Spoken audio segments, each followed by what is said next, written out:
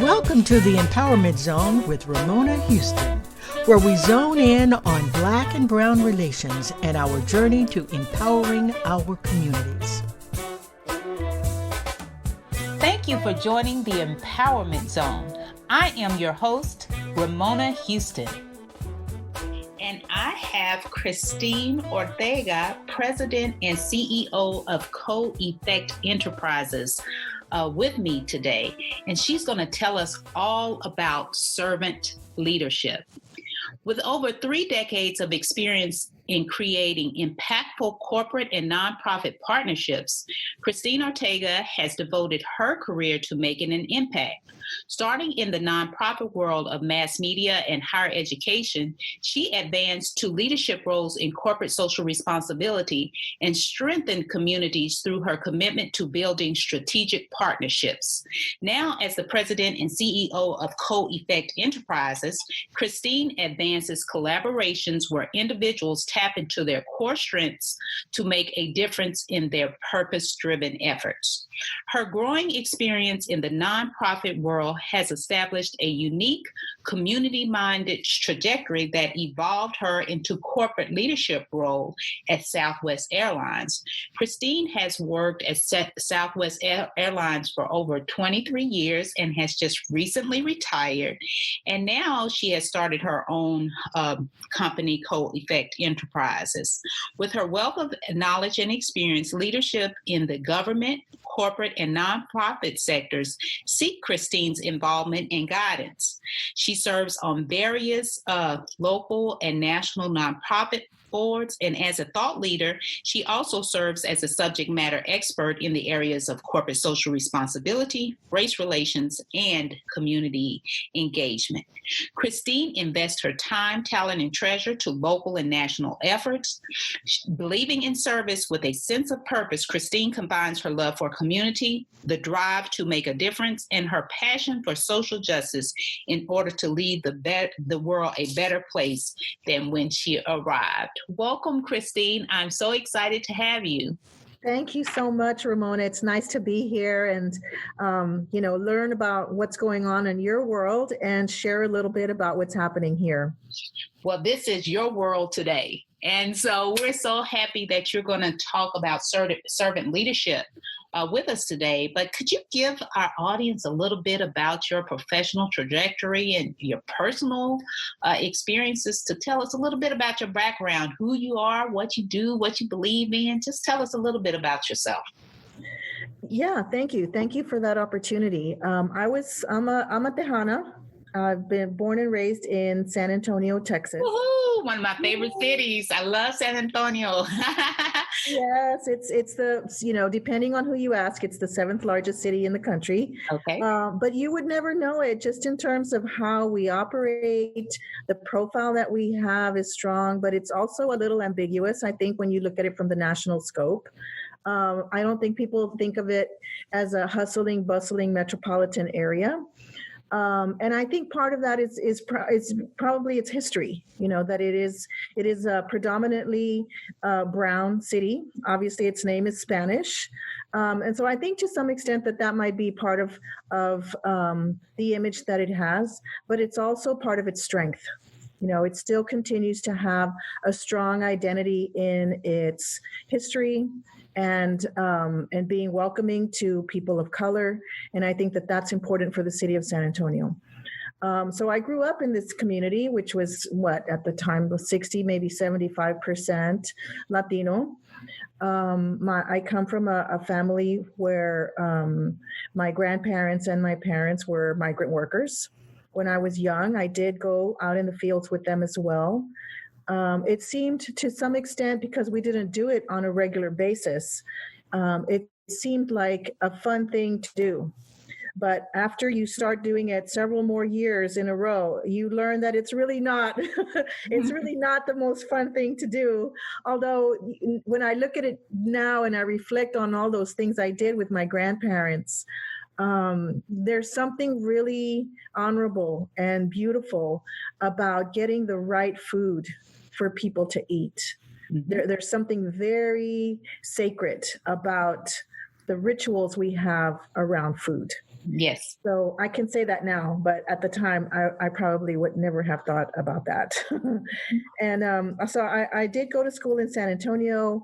And when I graduated from high school, from Providence High School, I ended up at the University of Notre Dame to start my studies in college. So that was an experience, and happy that I went there, and happy that I graduated, and it was a good experience. Not that it was easy by any stretch of the imagination, but again, as I look back, it was probably one of the best things I could have done for my personal, professional, and spiritual life.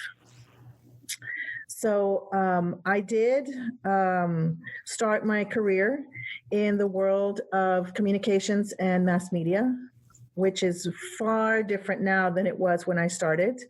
And I did work and receive some awards in documentary production and broadcasting with PBS. And then after that, I did start working in the nonprofit sector before I came to work at Southwest Airlines. I recently retired from Southwest. With COVID, I think that there's not one person out there who has not in some way or other been impacted by that pandemic. And for me, it was a bittersweet. I think I really am going through a honeymoon stage with my retirement life. And so that's been kind of a fun thing to explore. I have relatives, very successful uncles who have retired and are doing wonderful work now. So I turn to them often to say, okay, what do you think about this? When should I start, doing certain projects, or how do I grow a garden, and what do I look for? So all of those things now that seem to be competing for my time are percolating. And I would say that I'm probably more busy now than I have ever been. Isn't that amazing? I don't know how we did it, Ramona. I mean, you have family life, you have personal business things you have to do. You have to do banking. You've got to do, if you have an accident in your house and a pipe breaks, how are you going to fix it? I don't know how you would work with contractors when you have something that's going wrong in your house and you have a full-time job and you have a family. I have no idea how we have done it. And, I've got to make a shout out. I have been keeping up with the news, and one of the really, really troublesome things for me around COVID is the impact that it has had on women, women who have had to drop out of the workforce. I think I mentioned to you earlier that I sort of feel like I'm speaking from a place of what I'm at an advantage, right? Almost a place of privilege in a way, because I'm not working, and I feel like there's a lot of opportunity for me out there. I don't want to work right now. I want every moment to matter. But for those women who are forced out of the workforce to either take care of children, to take care of the family, to take care of their parents or grandparents, that is, to me, one of those quiet tragedies that is also happening out there. And we need to figure that out. We need to figure out how to be supportive of women who are taking a hit right now around COVID. So in my retirement years, I feel good. I think this is still my honeymoon stage with being in co-effect enterprises and sorting through. I no longer have time to just be busy.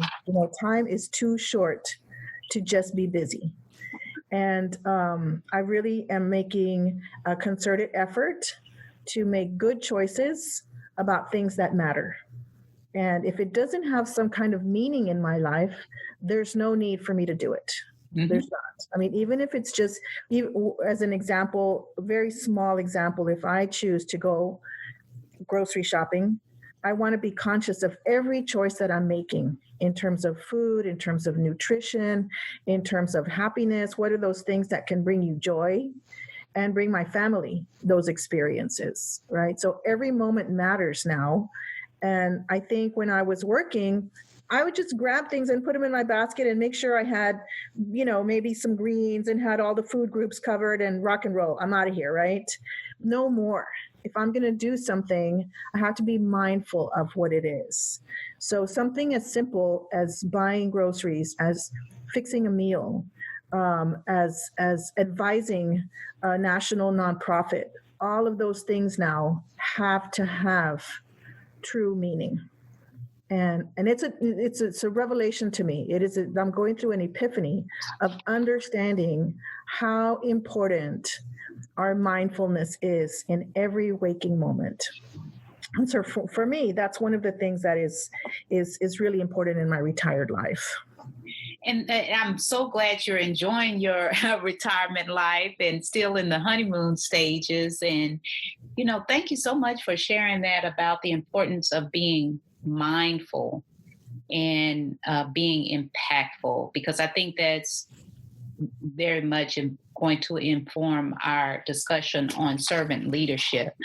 I think, to your point, COVID has taught us to just appreciate life in a different kind of way. Before COVID, everybody was so busy and moving here and there and not really taking time for themselves, not taking time with family, not really enjoying life, but just hustle, bustle, move from here to there. Even Governor Cuomo, I used to watch his press conferences. I really, really enjoyed his press conferences. And one of the things he said was his mom kept asking him over for tea, and he would say, "Hey, I'm coming, but I can't come today, but one day I'm going to come." And he's every day, all the time, she would ask him to come over for tea.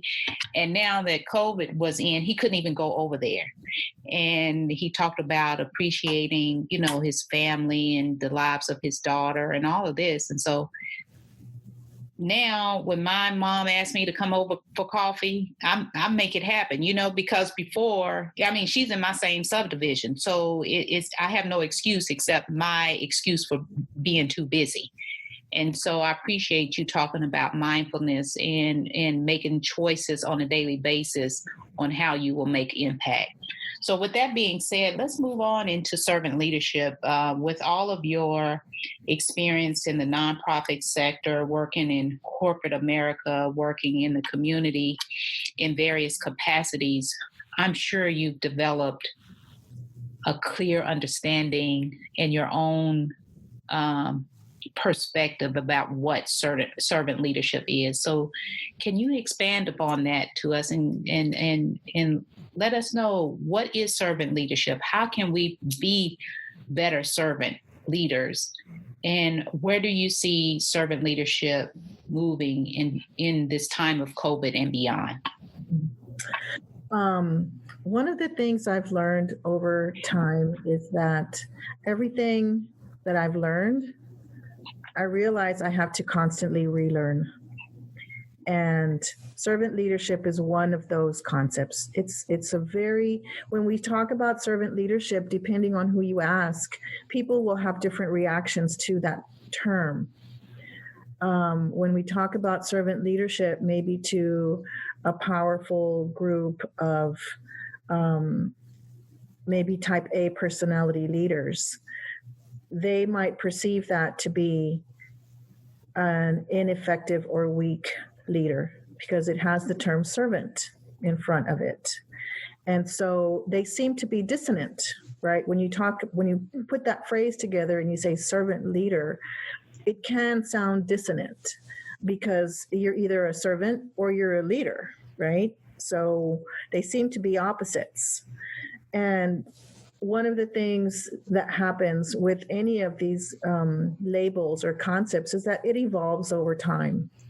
So does, for example, corporate social responsibility. That's been evolving over time, continues to evolve. For me, when I'm talking about leadership, I think there's a clear sense of, that's a position of power, right? People, I think, would agree that leadership is one of those qualities that is necessary to be successful in the business world, in the corporate world. If you have it in the nonprofit world, that works as well. If you have it in the government sector, that works as well. Sometimes the idea of being forceful or being highly focused in a way that disregards your audience can also be perceived as leaders. So you have everything from a highly dictatorial leader to maybe something that is just more team oriented or more consensus functioning. And so for me, leadership can be any one of those kinds of gradient levels. When we talk about servant leadership, I think for me, again, it's about taking into account those stakeholders that you want to be interacting with. Who are the stakeholders in any one community are going to be different in some respects to another community. I think some of the categories might be common in terms of those sectors. Is it business? Is it nonprofit? Is it educational? Is it economic? So there's some clear categorizations of sectors that work together in any given community. But even within those sectors, you're going to have and need leadership in order to make that a functioning, cohesive kind of ecosystem, right? And so I think a servant leader will be listening to what are the needs in those communities. Who identifies what those needs are, right? So that we don't have leaders who are autocratic and just making decisions based on what they think the community needs, right? And that's one of the most arrogant positions we can take as leaders, is to say, you know what, we go in, we assess the situation, we do our analytics, we do the SWOT, the strengths and weaknesses analysis, and we determine this is what this is what would benefit that community. And the community may have a completely different assessment of what they want and what they need. And so to me, a servant leader will be listening for those voices and will be, to some extent, aware that they may not be able to hear all the voices that they need to hear. And I think just given our upbringing, I certainly know that there are blinders that I have by virtue of how I was raised, by virtue of my education. I have blinders. I don't know what they are, but I'm sure I have them. So for me, I also want to make sure that when I'm interacting in a group or I'm providing, somebody's asking me for my advice or my leadership activity, that I try to stretch and be quiet so that I can hear maybe the voices that I wouldn't otherwise hear. And I think from that perspective, coming from that perspective, allows me to be more impactful when I'm sharing my thoughts and I'm sharing my advice. I'm giving professional guidance, because then I feel like my responses will be more informed and will be more relevant in that in that conversation or in that situation. So the concept of a servant leader is one about, when you're talking about servant or service, you're going to be watching what others are doing. That's what, service is about: being watchful, being aware, reading body language, listening to intonation, listening to all of those subconscious cues that people give, and taking them into account. Because sometimes people of color, we have our own code. We're good at code switching, either in language or in our cultural expressions, the clothing we wear, the jewelry we wear, how we comb our hair, how we appear. We are very good at code switching. We know what that is. I agree. Yeah. And so I think to some extent, that is constantly happening with people of color, right? We're constantly using different cues and different things in our culture to help us interact in any given situation. And so sometimes being mindful of those cues can help a leader understand how to keep the group together, how to make the group be more impactful. And a good leader can take all of that into account. And that is part of servant leadership. So by listening, being aware, and being responsive to the voices of various stakeholders within the community, how do servant leaders use that information, in your opinion? When you're let's say you're in a board situation, and being able to see what all the dynamics are and then respond to it requires some courage to be able to speak truth to power. So when you're taking those cues, it's a way for you to be validated in terms of their perceptions, and it's a way for you to be able to stand on those perceptions and share the expertise and the knowledge, which is the reason that you're in a leadership role to begin with, I would hope, right? There's something about you as an individual that somebody sees is valuable to their organization, and therefore we have a responsibility. You have a responsibility to say something. By being mindful of all of those things that we just talked about, then we're able to speak from a position of power because you are now informed. And of course, you're also lending expertise.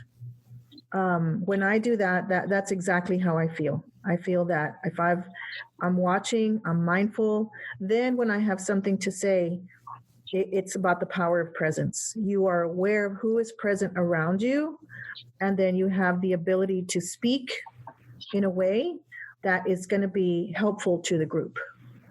So as an advisor, that's one of the roles that I would typically play and take on when I'm in a group and there's, it might be a power meeting.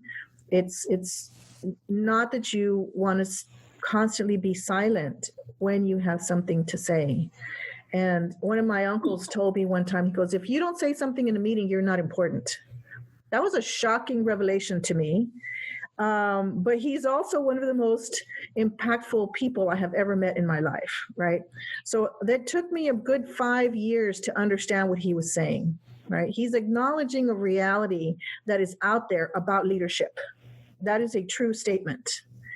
I thought it was a very dissing statement because I would not always speak when I was in those board positions or when I was in those leadership positions, because I was listening. I was allowing other voices to speak, and I was maybe not as confident as I would have thought that I could be, right? So it took me a long time to realize that the power of presence and the power of our voices it is imperative upon us. It is imperative upon me to make sure that my voice is heard, especially when my voice may be the only brown voice in the room. So how would you take this information if you were advising a CEO of a corporation? How can a CEO of a corporation be a better servant leader? There's a number of ways. I think that when you're talking about different cultures, there are some cultural protocols that a CEO may require coaching. And something as basic as a greeting on the international landscape, when you're talking to somebody from Latin America, there's a certain way that men greet each other internationally, physically. There are certain ways that men and women greet each other with physical gestures on the international scope. I think all of that's being adjusted now with COVID, but there are certain protocols in terms of how you work in personal space and what you do not do in personal space. There's also verbal words and cues that should and should not be used in the international landscape.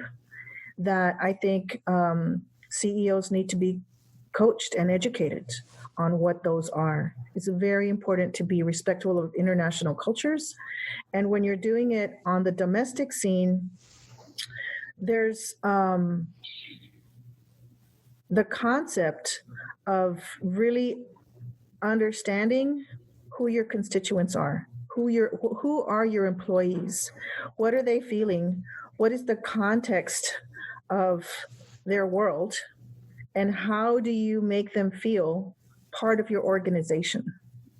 You know, one of the things that was really stark and shocking to me was when the gentleman from Dallas drove to El Paso to shoot 23 people at a Walmart because he thought that, you know, they were illegally in this country. So he shot several people, of course, most of whom were citizens of this country. And it's imperative for CEOs to understand the fear that created among people of color, among Latinos who are in their ranks. How do you address that? That is an important role that as a servant leader, CEOs need to acknowledge that there is a change, there's a changing sentiment in this country at this particular time, given the discourse, given the rhetoric that is happening, where their employees are living in fear. And that was the first time for me that I ever experienced having to look over my shoulder in my own city, in San Antonio. I was scared to walk downtown. I did it because I was in defiance. I'm like, I am not going to let someone invade my space mentally. So I chose to make sure that I walked the streets of downtown San Antonio, walked on the Riverwalk, and made myself be present for all those people who could not be present.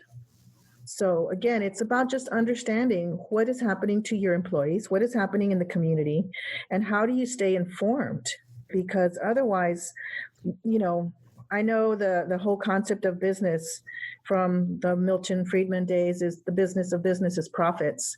That is no longer sufficient.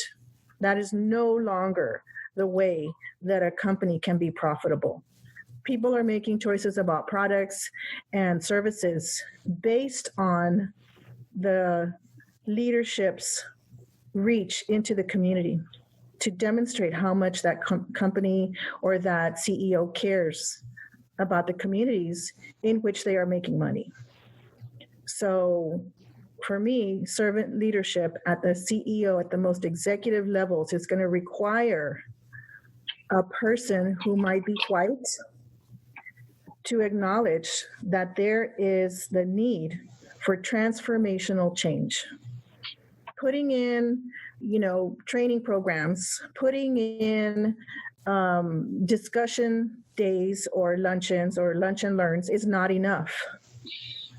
How well are they mentoring and training leaders to go through and into the C-suite levels?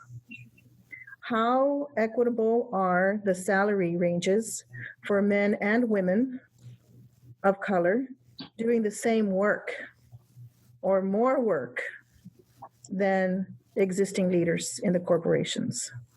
Where is the equity in terms of gender and in terms of color within a corporation? And what about also considering the supply chain? Who are you buying from? Who are those CEOs buying from with those huge purchasing departments? Is a CEO willing to risk some immediate investment in order to bring about more inclusion in the supply chain, in their purchasing over time, so that we are creating a redistribution of wealth and that we are aware that there is a wealth gap building across our country? There are more wealthy people than there are middle income people and low income people now. So that wealth gap is growing. and it's approaching levels that are really egregious. So CEOs really are in a good position to help solve that. This is a great time for them to think about their role as servant leaders. If you look at the Business Roundtable statement recently, they talk about how the business of business, which is profit, is no longer sustainable. That model is broken. We have seen it. It is broken. And so how do we create the new model given all the things we've learned? We don't want to throw the baby out with the bathwater. We want to tweak it. We want to adjust it. We want to create greater wealth for all people.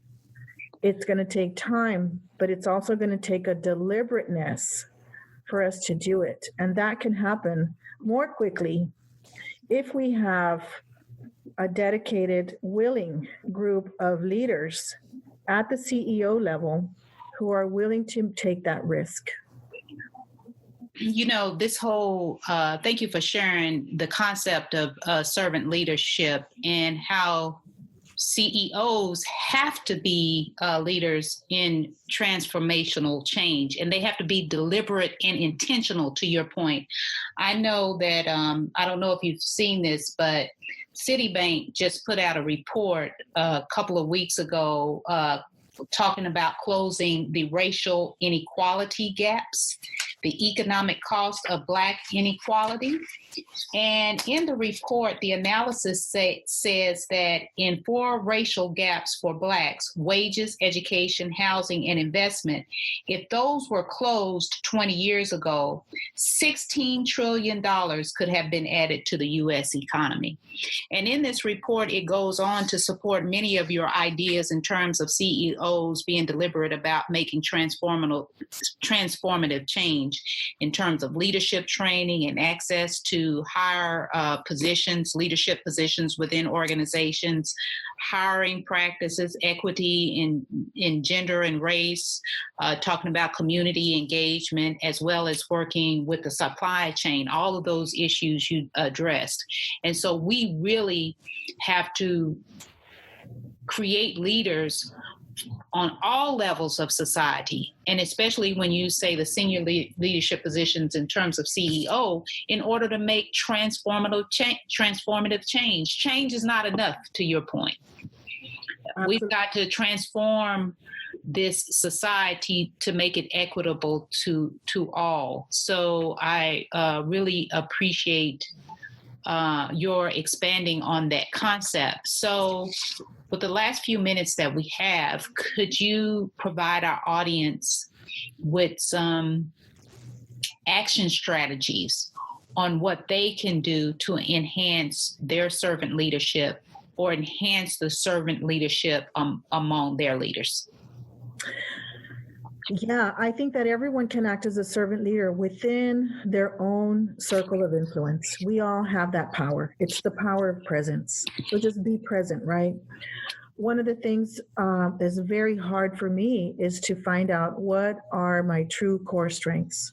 So that would be my challenge to anyone who's listening is, if you had to answer this question right now, this is it. What is your true core strength? Find it, understand it, and then take your power from it. Act from that strength. Make sure that it's a true core strength so that it's applicable across everything in your life, because that is an expression of who you are. And that is why your voice is so important. It's taken me a long time to understand that. It's continuing to grow always. So that would be my challenge. Answer that question as truthfully as you can. That's an internal to-do thing. The external to-do thing in terms of exercising servant leadership is find one stakeholder that is outside your comfort zone. Who might that stakeholder be? It could be something as simple as meeting who your neighbor is 2 houses down. That is part of contextualizing your life in that space, in that neighborhood. It might be figuring out if you are an organization or a servant organization and doing, social work, that maybe you need to identify another group that you typically do not service with the services that you have, that you offer. That doesn't mean that you start adding them to your workload, but that you at least identify that data point for future consideration and bring them into the conversations that you might otherwise not think to do because maybe they're not relevant. Maybe their voice doesn't seem to pertain to your work. But identify them. Identify one stakeholder, one person, one organization, one demographic, one target group that you would typically not include in your work, and try to nurture that relationship. Creating relationships just takes time. This is great advice. Thank you so much. Her advice for our audience in terms of developing their servant leadership skills is both an internal and external process. Internally, we have to operate from a place of strength. And number two, externally, identify stakeholders outside of our comfort zone and engage them and create relationships with them. Thank you so much for this valuable conversation on servant leadership. We are in a moment right now in America and the world where everybody, as you have stated, everybody has a role and responsibility to serve. And we really appreciate you joining us today and talking about servant leadership. Thank you. Thank you, Ramona. Hello, I have Miss Christine Ortega with me today, and she's going to tell us all about her particular advice she would have for college success. Christine lives in San Antonio, has been there most of her life, and she is now president and CEO of Co-Effect Enterprises. Hi, Christine. How are you today? Hi, Ramona. It's nice to be here. Thank you. So tell us, what schools did you attend? What was your major and degrees? And tell us that one piece of advice you would give students to make sure that they are successful in college. Thank you, Ramona. Yes, I am a graduate of the University of Notre Dame. My degree was in American Studies and business minor. So American Studies was basically composed of two aspects, which is government and communications. That's kind of comprises that degree program. And then, of course, I also studied business because my family basically said, what are you going to do with a degree in American Studies? There's no career path for it. So I said, you know what, let me take a business minor. So I did that as well, just being practical, right? And then, of course, knowing as a Latina that I was going to have to make money to help the family. There were 6 kids in the family, so clearly my mom and dad were going to need help. And so I was happy to do that. One of the things that I always remembered is I always tried to stick to things that I enjoyed doing. And I enjoyed the curriculum at the university, and I took all the courses that I thought I would enjoy, and I have no regret in that regard. That's great. That's great. Mm-hmm.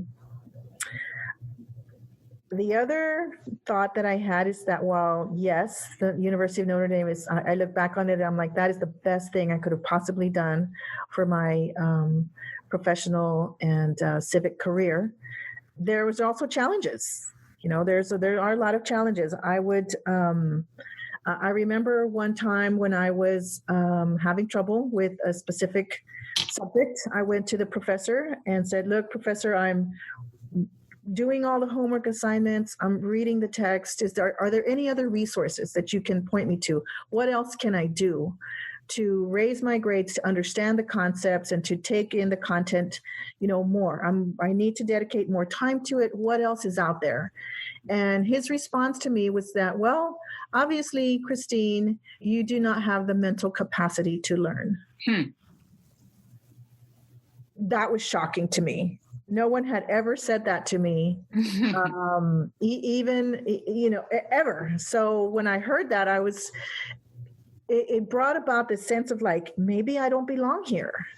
It's a whole, now I know it and understand it as the imposter syndrome. I'm taking up a space, like Ruth Bader Ginsburg had that experience when in her book, when she talks about how a professor says, do you realize that you're taking up a space that a man could otherwise take? Mm-hmm.